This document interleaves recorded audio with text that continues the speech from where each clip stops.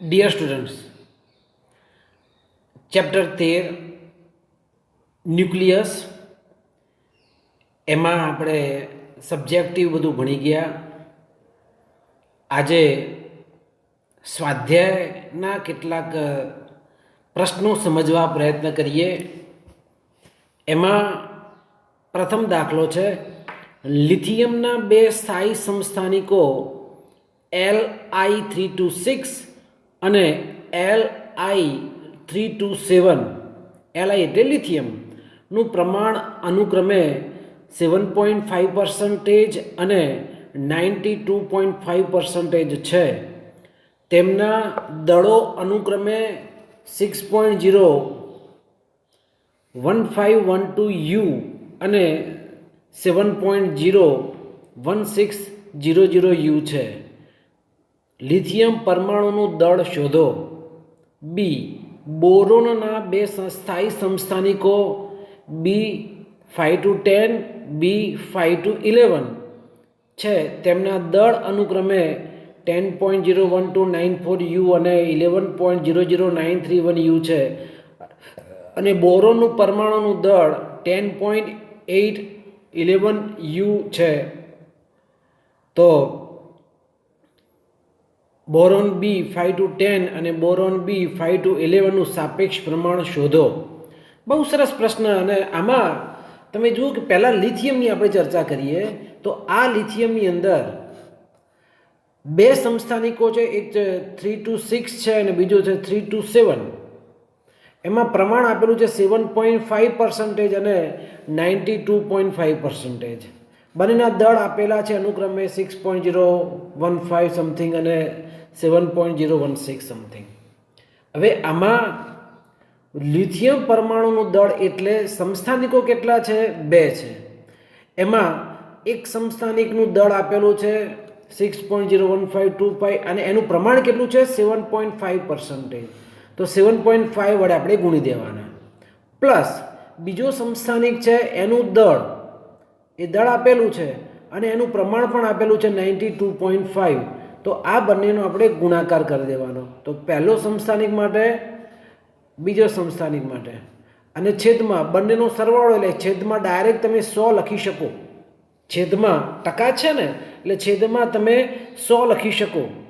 તો એનો તમે ગુણાકાર કરો અલગ અલગ, પછી સરવાળો કરો તો જવાબ આવે 694.0934 U upon 100. U તમારે લખવું પડે. યુ યુનિટ માસ ખબર છે ને, AMU એટોમિક માસ યુનિટ, અને આપણે ડાયરેક્ટ યુ વડે પણ દર્શાવીએ છીએ, એટલે આપણે માત્ર યુ લખવાના. એટલે 100 વડે ભાગી દઈએ એટલે 6.941 U લખવાનું. બીજું વિદ્યાર્થી મિત્રો, અહીંયા ધ્યાનમાં એ બાબત રાખવાની છે કે આમાં રાઉન્ડ ઓફ આપણે ખાસ લેવાનું નથી. 4 થી 5 આંકડામાં જવાબ આવે તો સ્વીકાર્ય છે. માત્ર 2 ડિજિટમાં તમે આન્સર લખો એ યોગ્ય નહીં રહે. બરાબર? એકદમ સરળ. બંનેના દળ અને ટકાવારીનો ગુણાકાર, બંનેનો શું કરવાનો? પછી સરવાળો કરવાનો. છેદમાં કેટલા કરવાના? આપણે 100 કરી દેવાના.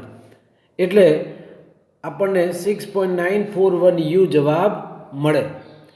આ જ રીતે બીજું શું આપેલું છે તમે જો કે બોરોન, એના બે સમસ્થાનિકો છે B5-10 અને B5-11. ધારો કે એકનું પ્રમાણ X% હોય. ઉપરમાં તો જો બેનું અલગ અલગ પ્રમાણ આપેલું હતું, પણ અહીંયા એવું કોઈ ટકાવાર પ્રમાણ આપેલું નથી. એકનું જો X% હોય તો બીજાનું કેટલું લખવાનું? 100 - X%. ટોટલ તો 100 જ રહેવાનું. તો એકનું X છે તો બીજાનું કેટલું આવે? 100 - X. આથી હવે આપણે ઉપર જે રીતે કર્યું છે એ જ પ્રમાણે પણ એનું દળ આપી દીધું છે. કેટલું દળ છે? પરમાણુનું દળ 10.811 U આપેલું છે ટોટલ સમગ્ર રીતે. તો 10.811 બરાબર એનું પ્રમાણ કેટલું છે? X. અને એકનું દળ આપેલું છે કેટલું છે અહીંયા? 10.01294. બીજાનું કેટલું આપણે એક્સેપ્ટ કર્યું? 100 - X. અને એનું દળ આપેલું છે 11.00931. બરાબર? અહીંયા છેલ્લે તમારે U લખી દેવાનું અપોન 100. હવે જો તમે સાદુરૂપ આપો તો 108.1 ઇઝ ઇક્વલ ટુ, એટલે અહીંયા 100 ભાગાકારમાં છે એ અહીંયા ક્યાં લઈ ગયા આપણે? ઉપર ગુણાકારમાં લઈ ગયા. ભાગાકારમાં 100 છે ને, ઉપર ગુણાકારમાં લઈ જાય એટલે 2 પોઈન્ટ છે એ શિફ્ટ થશે, એટલે 1081.1 બરાબર 10.01294x પ્લસ 1100.931 માઇનસ 11.00931x, અને સાદુરૂપ આપીએ તો આપણને x મળે. તો x કેટલા મળ્યા? 19.90%. તો એનો મતલબ એ થાય કે આપણું પહેલું હતું ને બોરોન B510, એનું પ્રમાણ આપણે કેટલું ધાર્યું હતું? x ધાર્યું હતું. તો x ધારતા એનું પ્રમાણ 19.90%. તો બીજું છે એનું પ્રમાણ કેટલું હતું? 100 માઇનસ x. તો બોરોન B5211નું પ્રમાણ 100 માઇનસ 19.10 એટલે 80.10% જવાબ આપણો આવે. બરાબર. તો એકનું x ધારવાનું, દળ વડે ગુણવાનું, વત્તા બીજું 100 માઇનસ એક્સ એના દળ વડે ગુણવાનું, ભાગ્યા 100 ઇઝ ઇક્વલ ટુ 10.811 આપણને આપેલું, જેનો ઉપયોગ કરવાનો એક્સ શોધવાના. અને એ જ રીતે એટલે બોરોનો એક સમસ્થાનિક 5B10 એ મળી ગયો, અને બીજા 5B11 માટે 100માંથી એક્સની વેલ્યુ માઇનસ કરો એટલે 80.10% છે એ બીજા સમસ્થાનિકનું પ્રમાણ. કેટલું અંદર પ્રમાણ છે એ પ્રમાણ આપણને મળે. બોરોનો જે પરમાણુનું દળ આપેલું હતું કેટલું છે? 10.811, એમાંથી એકનું પ્રમાણ આપણને મળે, બીજાનું પ્રમાણ છે એ આપણે આ રીતે શોધી શકીએ. બરાબર. બીજો દાખલો. હવે બીજા પ્રશ્નમાં નિયોનના 3 સમસ્થાનિકો છે. નિયોનના એક તો Ne નિયોન 10 થી 20, નિયોન 10 થી 21, નિયોન 10 થી 22, અને આમાં સાપેક્ષ પ્રમાણ 90.51%, 0.27% અને 9.22%. ત્રણેયનો સરવાળો કરો તો કેટલા થાય? 100% થઈ જાય. બરાબર કેટલું થાય? 100 જ થાય. એટલે છેદમાં જે પ્રમાણ જે છે એમાં આપણે અહીંયા 100 જ આવશે. તો હવે 3 સમસ્થાનિકો છે, દરેકનું પ્રમાણ આપણને ખબર છે. તો 90.51 અને એનું દળ પહેલાંનું કેટલું છે? 19.99. બીજાનું પ્રમાણ 0.27%, લખવાની જરૂર નથી, 0.27, અને એનું પ્રમાણ છે 20.99 વત્તા 9.22 ગુણ્યા 21.99 છેદમાં 3નો સરવાળો એટલે 100.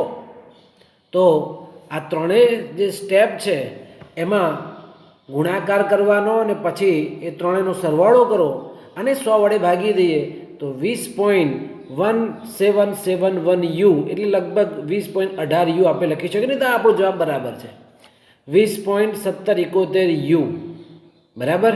તો આ નિયોન છે અને નિયોનનું પરમાણુ દળ કેટલું? તો 20.1771 જેટલું હશે. કેમ?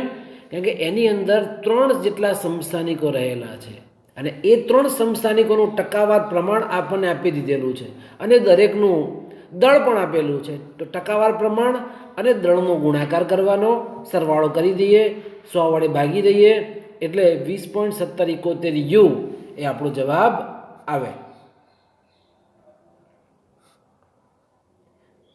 ત્રીજો પ્રશ્ન. નાઇટ્રોજન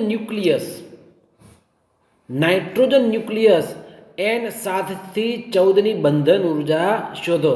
હવે આવા દાખલાઓ ખાસ અગત્યતા ધરાવે છે આ ચેપ્ટરમાં. હવે બંધન ઉર્જા જ્યારે શોધો અને એમાં માસ ઓફ નાઇટ્રોજન આપેલું છે 14.0037 U. હવે પહેલાં તો આપણે એ પકડવાનું કે આ જે 7 થી 14 ન્યુટ્રોન છે, આ નાઇટ્રોજન 7 થી 14, તો એમાં પ્રોટોન કેટલા હોવાના? 7 હોવાના. ન્યુટ્રોન કેટલા આવવાના? તો 14માંથી 7 બાદ કરીએ એટલા, 14 ઓછા 7 એટલે 7. તો ન્યુટ્રોન કેટલા થયા? 7. પ્રોટોન કેટલા છે? 7. તો હવે 7 પ્રોટોનનું દળ કેટલું પહેલાં શોધી કાઢીએ. તો 7 ગુણ્યા 1 પ્રોટોનનું દળ આપણને આપી દેવામાં આવે, યાદ પણ રાખી શકો. તો 1 પ્રોટોનનું દળ છે 1.007825 U, એટલે 7 પ્રોટોનનું કુલ દળ આપણને મળે.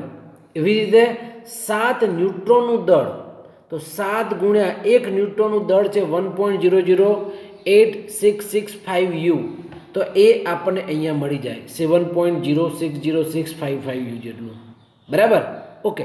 હવે 7 પ્રોટોનનું દળ મળ્યું, 7 ન્યુટ્રોનનું દળ મળ્યું, બંનેનું ભેગું કરીએ તો જે દળ મળે એમાંથી ન્યુક્લિયસનું દળ તમને જો અહીંયા આપેલું છે 14.00307 U, તો એ શું કરવાનું, આપણે બાદ કરવાનું. તો ઇન્ડિવિજ્યુઅલ સ્વતંત્ર રીતે 7 પ્રોટોનનું દળ 7 ન્યુટ્રોનનું દળનો સરવાળો કરવાનો, એમાંથી ન્યુક્લિયસનું દળ છે 14 જે આપેલું છે રકમમાં એ બાદ કરી દઈએ તો આપણને જવાબ મળે 0.11236 U, 0.11236 U.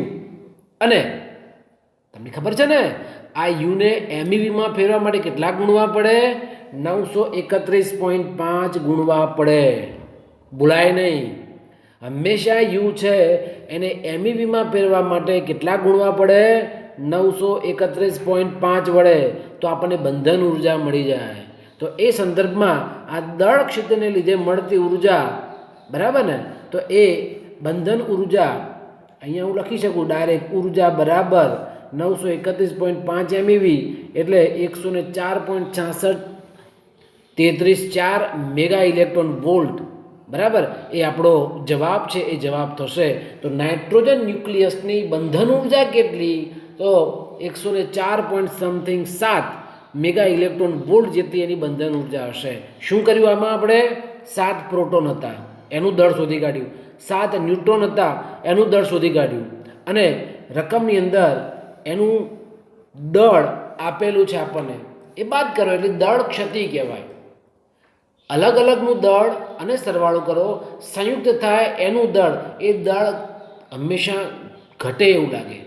તો જે ઘટાડો થયો એ આઇન્સ્ટાઈનના સૂત્ર પ્રમાણે શેમાં રૂપાંતર થઈ જાય? ઉર્જામાં રૂપાંતર થઈ જાય, અને એ જ એની બંધન ઉર્જા કહેવાય.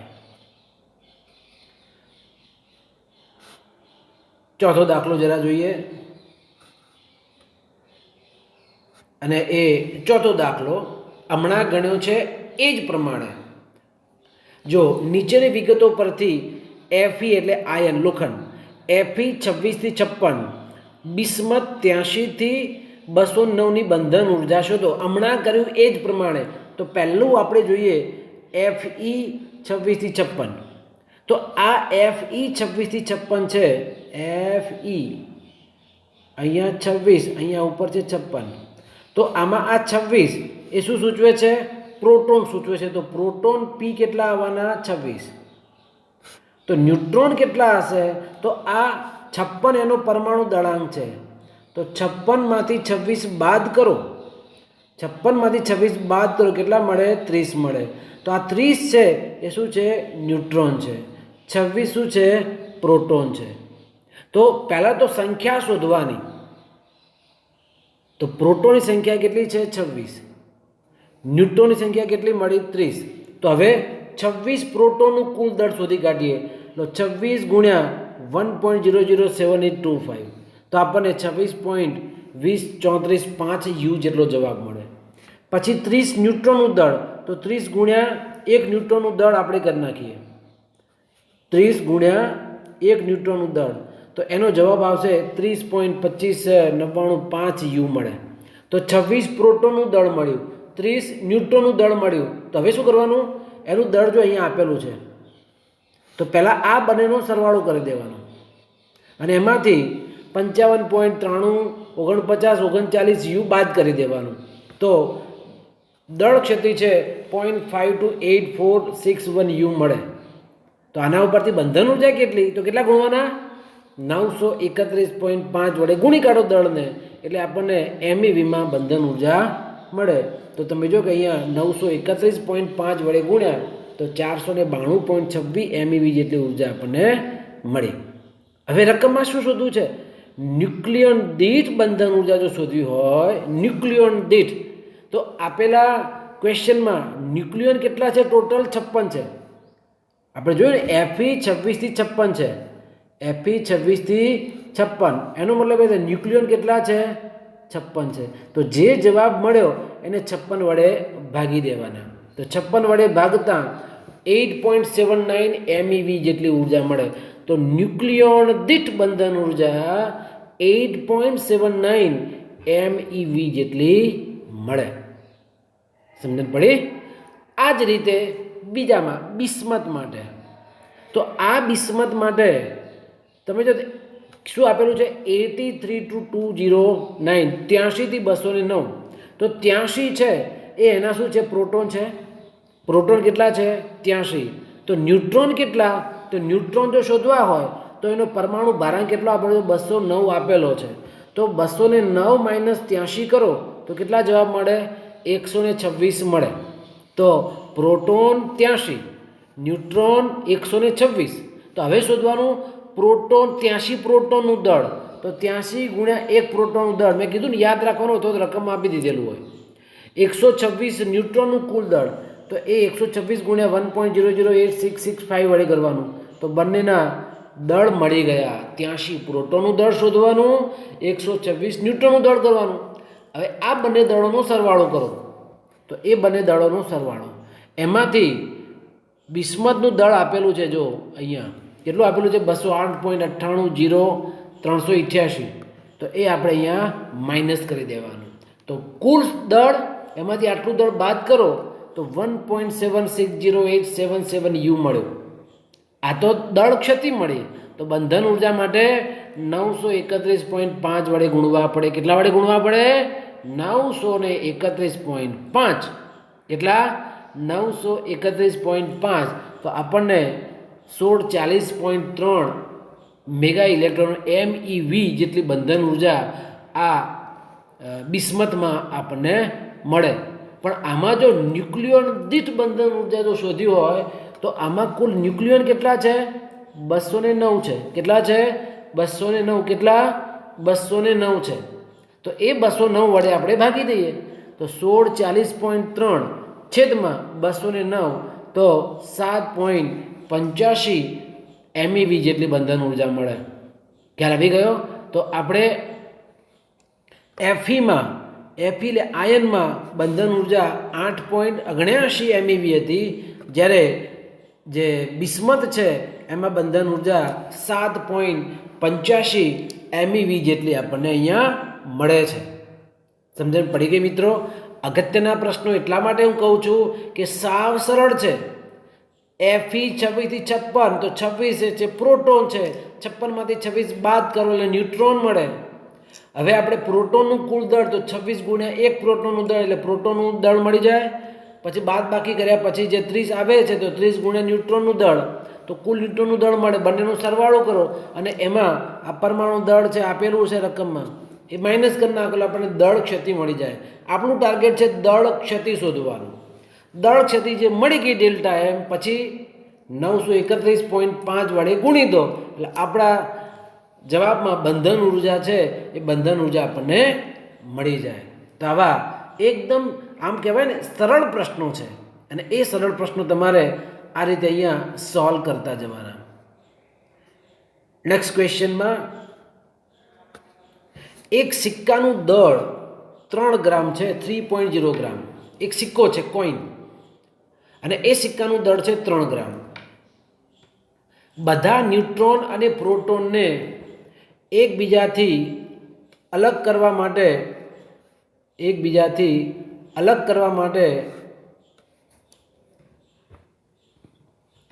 ન્યુક્લિયર ઉર્જાની ગણતરી કરો એકચ્યુઅલી અલગ કરવા એટલે એની બંધન ઉર્જા જ કહેવાય હે પ્રોટોન અને ન્યુટ્રોન અલગ કરવા એટલે એની બંધન ઉર્જા જ આપણે શોધવાની છે સિક્કો છે એ તાંબાનો બનેલો છે અને તાંબા માટે તમે જો કંઈ આપેલું છે કોપર Cu 29-63 અને એના પરમાણુ દળ આપણને કોપરનું આપી દીધું છે પહેલાં આપણે તો Cu 29-63માં પ્રોટોન કેટલા છે તો કે 29 છે કેટલા છે 29 પછી ન્યુટ્રોન શોધવાના તો 63માંથી 29 બાદ કરો ન્યુટ્રોનની સંખ્યા કેટલી મળે 34 મળે તો પ્રોટોન 29 ન્યુટ્રોન કેટલા મળે 34 હવે 29 પ્રોટોનનું કુલ દળ કેટલું? તો 29 ગુણ્યા એક પ્રોટોનનું દળ 1.007825 U, તો આપણને 29 પ્રોટોનનું કુલ દળ મળી જાય. પછી 34 ન્યૂટ્રોનનું કુલ દળ, તો 34 ગુણ્યા 1.00866 U એટલે 34.29 U મળે. તો હવે દળ ક્ષતિ જ્યારે શોધવી છે ત્યારે બંને આ જે દળ છે એ બંનેનું દળનો સરવાળો કરવાનો, અને એમાંથી પેલું આપેલું છે જો અહીંયા 62.960 આપ્યું છે, શું કરવાનું? એક પ્રમાણ દળ બાદ કરી દેવાનું, તો દળ ક્ષતિ મળી 0.591935 U. આ દળ ક્ષતિ. બંધન ઉર્જા શોધવી છે તો કેટલા ગુણવાના? 931.5 931.5 વડે ગુણી કાઢો તો દળ ક્ષતિને 931.5 વડે ગુણતા 551.3874 મેગા ઇલેક્ટ્રોન વોલ્ટ જેટલી બંધન ઉર્જા મળે. આ તો બધા માટે થઈ ગઈ, કોમન થઈ ગયું ટોટલ. પણ હવે આપણે શોધવાનું છે કે આ સિક્કો કેટલા ગ્રામનો છે? 3 ગ્રામનો છે. કેટલા ગ્રામનો છે? 3 ગ્રામનો છે. અને એનો પરમાણુ ભારાંક કેટલો આપેલો છે? 63 આપેલું છે ને. કઈ રીતે ખબર પડે? આ તમે જો શું લખેલું છે? Cu 29 થી 63 આવું લખેલું છે ને. તો આ 63 છે એ એનો પરમાણુ ભાર જે છે ને એના આધારે લખવાનું કે 63 ગ્રામ કોપરમાં કેટલા પરમાણુઓ હોય? એવોગેડ્રો નંબર જેટલા. એટલે એવોગેડ્રો નંબર એટલે 6.023 × 1023. હવે સમજો તમે, 63 ગ્રામ જો કોપર હોય તો એવોગેડ્રો નંબર જેટલા પરમાણુ એની અંદર હોય એટલે 6.023 1023 હોય. તો અહીંયા તો 3 ગ્રામ જ આપેલું છે, તો 3 ગ્રામ કોપરની અંદર પરમાણુ સંખ્યા કેટલી? તો આપણે શોધી શકીએ 3 ગુણ્યા 6.023 ગુણ્યા 1023 છેદમાં 63, તો 0.2868 ગુણ્યા 1023. તો આ 3 ગ્રામ જે સિક્કો જે છે, 3 ગ્રામનો સિક્કો, એમાં આટલા 0.2868 ગુણ્યા 1023 જેટલા પરમાણુ એની અંદર હશે. બરાબર? ઓકે. તો હવે આપણે તો એક માટેનું બંધન ઉર્જા શોધી 551.3874. તો અહીંયા જો શોધવું હોય તો શું કરવું પડે? બંનેનો ગુણાકાર કરવો પડે. તો એ બંનેનો ગુણાકાર કરતાં 0.2868 ગુણ્યા 1023 ગુણ્યા 551.3874. પણ હવે અહીંયા કેટલી ઉર્જા જોઈએ? તો આ ઉર્જા, ઓકે, જે જવાબ મળે એને તમે MEVમાં લખો તો ચાલશે. પણ હજુ જો તમારે ડિટેલમાં જવું હોય, જૂલમાં જો ફેરવવું હોય તો મેગા એટલે 10⁶, મેગા ઇલેક્ટ્રોન વોલ્ટ છે ને, મેગા MEV, મેગા એટલે 10⁶, અને ઇલેક્ટ્રોન વોલ્ટને જો જૂલમાં ફેરવવાના હોય તો 1.6 × 10⁻⁹ વડે ગુણવું પડે. તો એકમ ઇલેક્ટ્રોન વોલ્ટની જગ્યાએ કયો એકમ મળે? જૂલ મળે. કયો મળે? જૂલ મળે. અને એ સંદર્ભમાં 2.5312 × 1012 જૂલ જવાબ આવે. તો જે સિક્કો જે 3 ગ્રામનો છે કોપરનો બનેલો, અને એમાંથી બધા જ ન્યુટ્રોન અને પ્રોટોન એકબીજાથી જો દૂર જો કરવા હોય તો 2.5312 × 1012 જૂલ જેટલી ઉર્જા એને આપવી પડે, તો જ એટલા એ દૂર થઈ શકે. તો મારી દૃષ્ટિએ આ બહુ જ સરસ ક્વેશ્ચન્સ છે. સરસ ક્વેશ્ચન્સ છે. ફરી એક વખત તમે જો સિક્કાનું દળ કેટલું છે? 3 છે. શું આપેલું છે? કોપર 29 થી 63. તો 29 પ્રોટોન છે. ન્યુટ્રોન કેટલા થાય? 63માંથી 29 બાદ કરો એટલે કેટલો જવાબ મળે? 34 આવી ગયો. હવે 29 પ્રોટોનનું દળ શોધવાનું, એ આપણને મળી જાય. 34 ન્યુટ્રોનનું દળ શોધી કાઢવાનું, એ આપણને મળી ગયું. હવે શોધવાની છે દળ ક્ષતિ ડેલ્ટા M. તો બંનેનો સરવાળો, એમાંથી કુલ પરમાણુ દળ આપણને રકમમાં આપી દીધેલું છે 62.9296, અને એ બાદ કરતાં 0.591935 U એ દળ ક્ષતિ મળી. બંધન ઉર્જામાં શોધવા માટે 931.5 વડે ગુણી કાઢો તો 551.3874 MEV જેટલી બંધન ઉર્જા હશે. હવે 63 ગ્રામ કોપરમાં પરમાણુઓ એવોગેડ્રો નંબર જેટલા 6.02 × 1023 જેટલા છે. તો 3 ગ્રામમાં કેટલા? તો આ સંખ્યા મળી ગઈ. આ સંખ્યા મળ્યા પછી એને 551.3874 શું કરવાનું? વચ્ચે ગુણાકાર કરી દેવાનો. તો એ ગુણાકાર કરો પછી મેગા ઇલેક્ટ્રોન વોલ્ટને એક સ્ટેપ પછી લખો તો પણ ચાલે. મેગા ઇલેક્ટ્રોનમાં તમારો જવાબ આવી જશે. જૂલમાં ફેરવા માટે મેગા એટલે 10⁶ અને ઇલેક્ટ્રોન વોલ્ટને જૂલમાં ફેરવા માટે કેટલા ગુણવા પડે? 1.6 × 10⁻⁹ તો જવાબ શેમાં આવી ગયો? જૂલમાં આવી ગયો. તો આ રીતે 2.53 12 × 10⁻12 જૂલ જેટલી ઉર્જા આપણે આપવી પડે. તો આ રીતે સરસ મજાના આવા 5 દાખલાઓ છે. એ 5 દાખલાઓ આપણે અહીંયા જોયા. તમે આ દાખલાઓ સમજજો, નોટની અંદર સાહેબ લખજો અને એકદમ સરળ છે. પહેલાં તો કરવાનું કે આમાં પ્રોટોન કેટલા છે, ન્યુટ્રોન કેટલા છે એ જ શોધવાના છે. પછી એક પ્રોટોન એક ન્યુટ્રોનનું દળ વડે ગુણી કાઢવાનું, જે દળ મળે અને એને પરમાણુ દળ એમાંથી બાદ કરી નાખો તો દળ ક્ષતિ મળે. દળ ક્ષતિ મળે એટલે એને 931.5 વડે ગુણી કાઢો એટલે એમઈવી આપણને મળી જાય. ખ્યાલ આવી ગયો? સરળ પ્રશ્નો છે, આપણે સરળ બનાવવાના છે, ખૂબ સારા માર્ક્સ લાવવાના છે. માટે પ્રેક્ટિસ થોડીક 1-2 વખત જાતે કરજો એટલે તમારો કોન્ફિડન્સ છે એ સરસ આવે અને સારા માર્ક્સ તમને મળે. ખૂબ ખૂબ આભાર ડિયર સ્ટુડન્ટ્સ. બાકીના દાખલાઓની ચર્ચા છે એ બધું આપણું નેક્સ્ટ લેક્ચરમાં આપણે જોઈશું. Thank you.